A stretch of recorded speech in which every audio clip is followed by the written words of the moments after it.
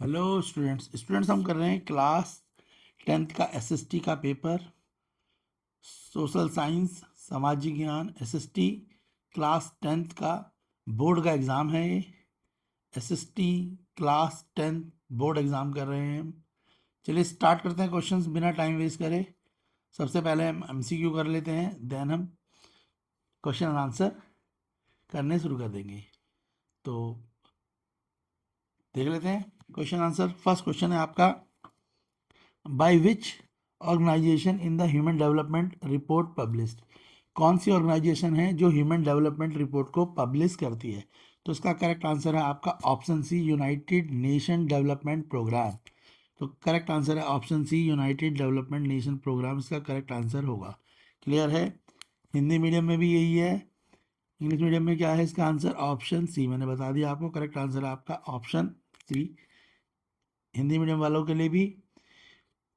ठीक है, तो हिंदी मीडियम वालों का भी ऑप्शन सी होगा, मैंने लगा दिया। क्लियर है? नेक्स्ट क्वेश्चन है आपका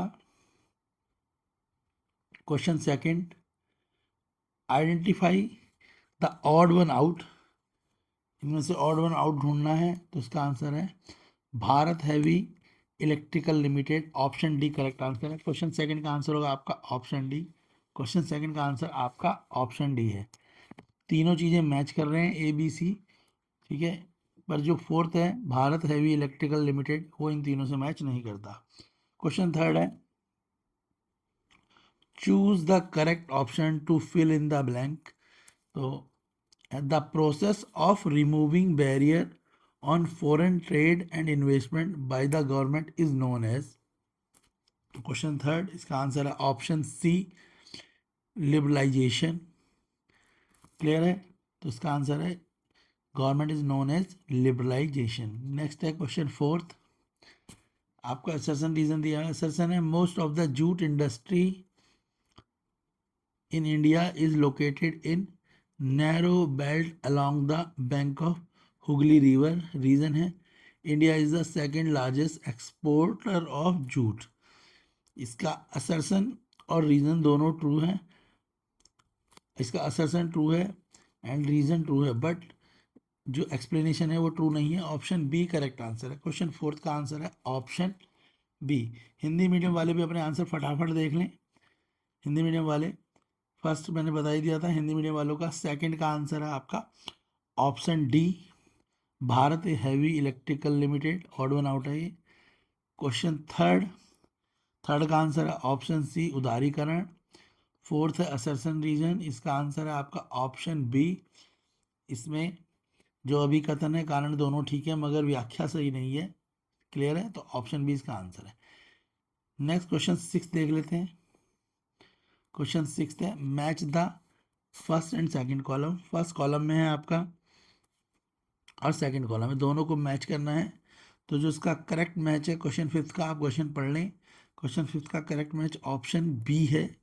तो option B is a correct match है। क्वेश्चन फिफ्थ का करेक्ट मैच है ऑप्शन बी। क्लियर हो गया? फर्स्ट ए किसके साथ है? ए राजस्थान के साथ है। बी, बी है आपका आसाम के साथ। सी, सी है आपका केरला के साथ। और डी कॉर्बेट नेशनल पार्क। बताइए जिम कॉर्बेट नेशनल पार्क, ये उत्तराखंड। ऑप्शन डी, तो बी इसका करेक्ट आंसर है। क्लियर हो गया? नेक्स्ट क्वेश्चन है क्वेश्चन सिक्स।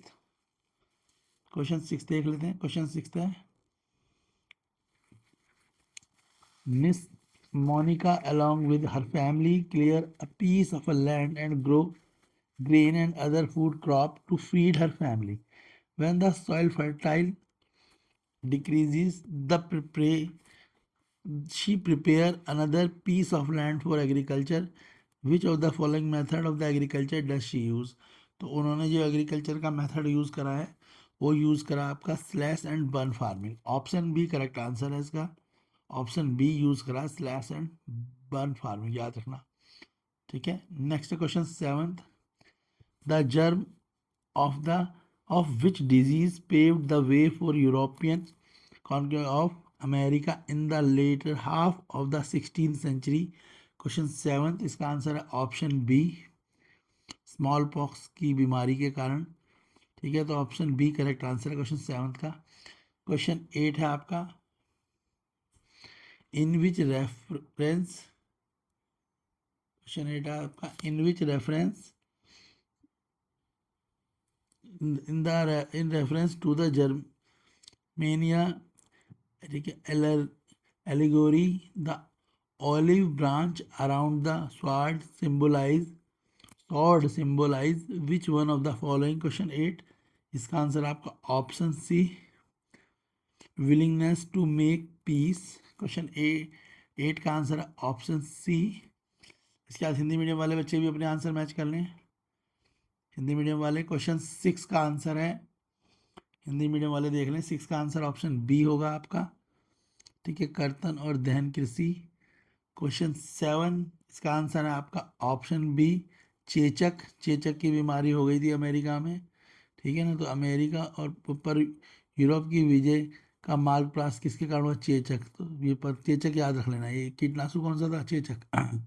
क्वेश्चन 8, इसका आंसर है ऑप्शन सी, शांति की चाह। ठीक है ना, तो बोला ना जर्मेनिया रूपक जो बोला, तलवार पर लिपटी जैतून की डाली, यानी ये शांति की चाह के बारे में बोला है। ऑप्शन सी इसका आंसर क्वेश्चन 8 का। क्वेश्चन 9 हमने जो करा है, क्वेश्चन 9 देख लेते हैं। क्वेश्चन 9 का आंसर होगा ऑप्शन डी, केसरी। इसके बाद क्वेश्चन 10, क्वेश्चन 10 में बोला निम्न का आंसर होगा आपका, इसका आंसर भी आपका ऑप्शन डी ही होगा।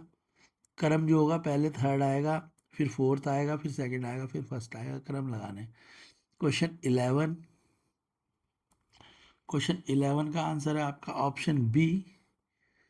ठीक है, सेकंड, थर्ड एंड फोर्थ सही है इसमें।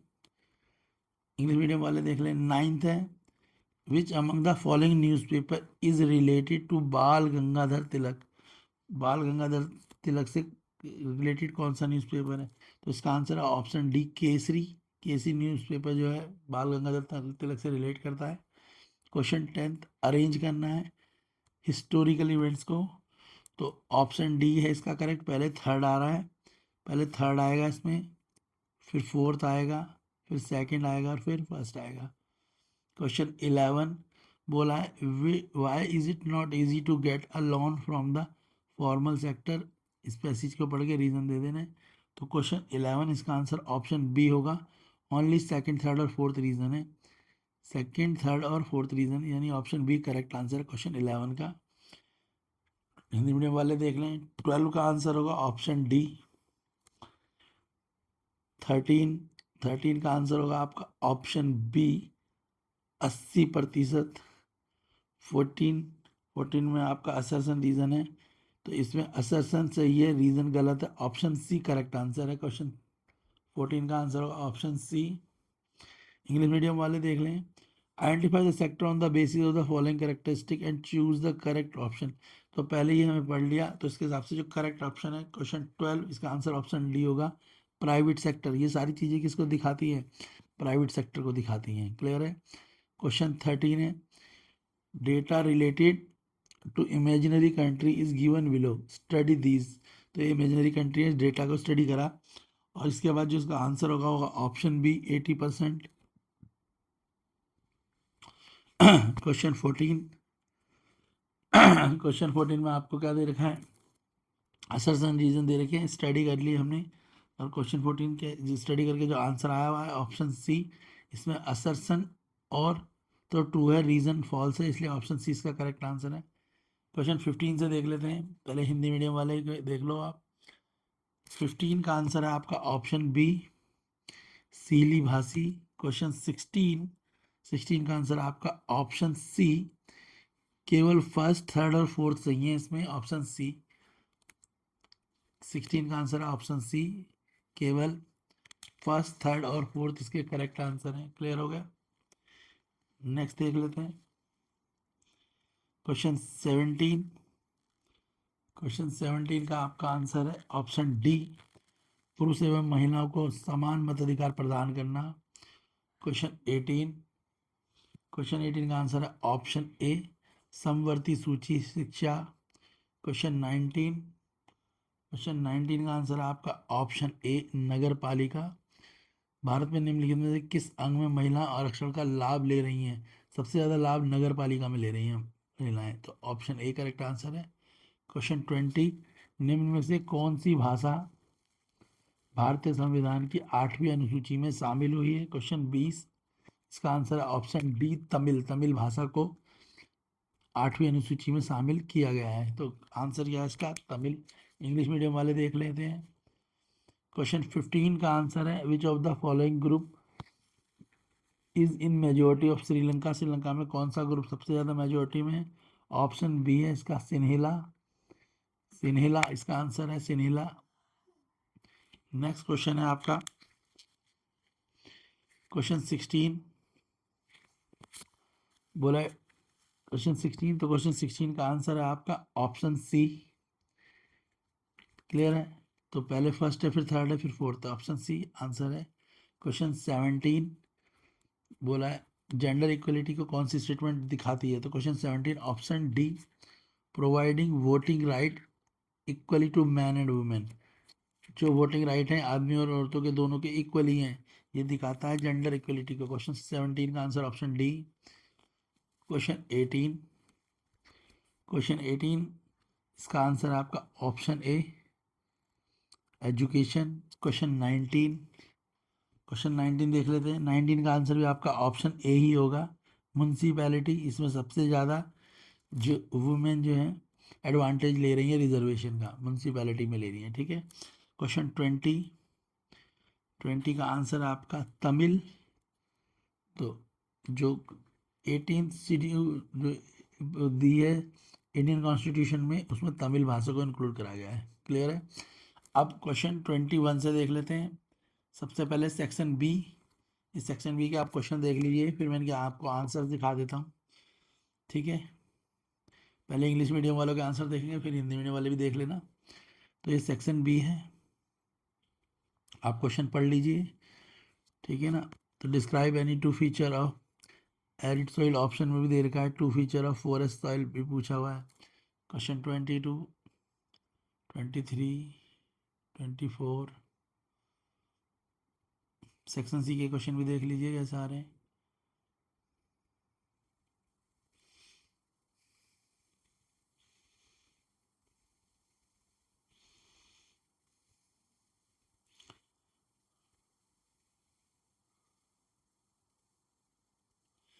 अब सेक्शन डी है ये।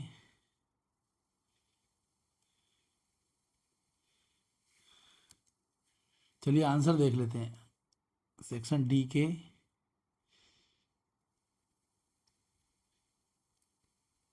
सेक्शन सी के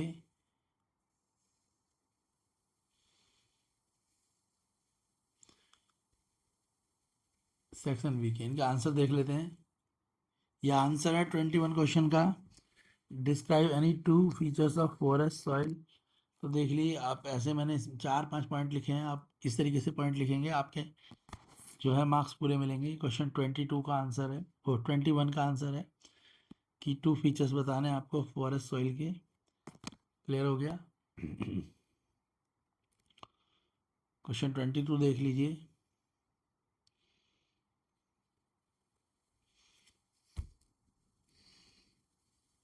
पावर शेयरिंग पूछा है इसमें।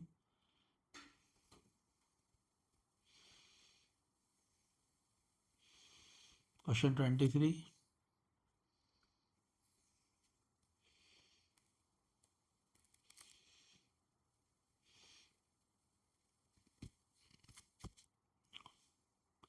क्वेश्चन 24,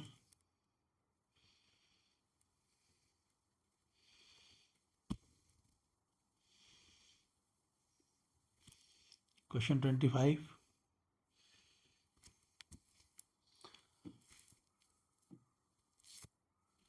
क्वेश्चन 26,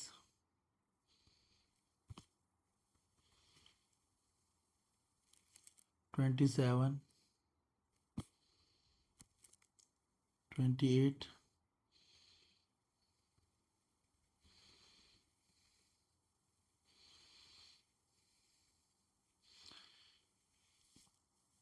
29,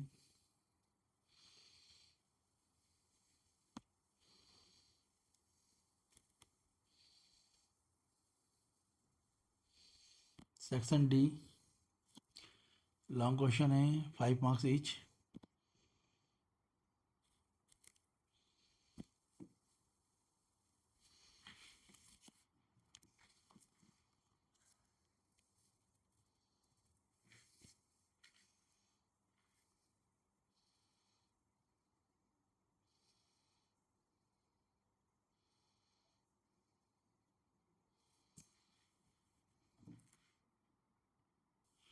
हिंदी मीडियम वाले भी देख लें कि आप कैसे आंसर लिखेंगे। तो ये हिंदी मीडियम वाले बच्चे भी देख सकते हैं, ये 21 है उनका।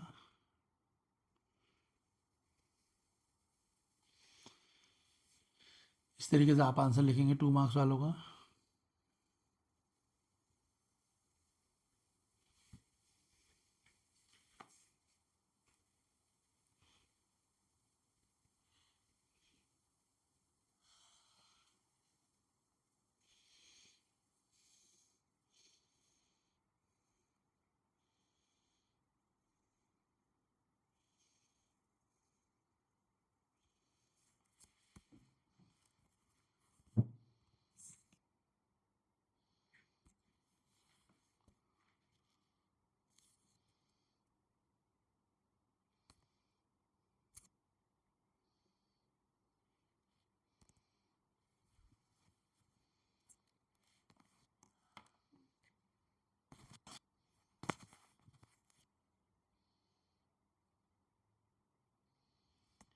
ये हिंदी मीडियम वालों के आंसर्स भी हैं। फिर हम इसे आगे की करेंगे। ये आप बोर्ड का एग्जाम देख रहे हैं, ये बोर्ड का क्वेश्चन पेपर है, इससे आप अच्छे से प्रिपेयर कर सकते हैं। तो जो आपका बोर्ड का एसएसटी का एग्ज़ाम है उसके लिए काफ़ी इंपॉर्टेंट क्वेश्चंस रहेंगे।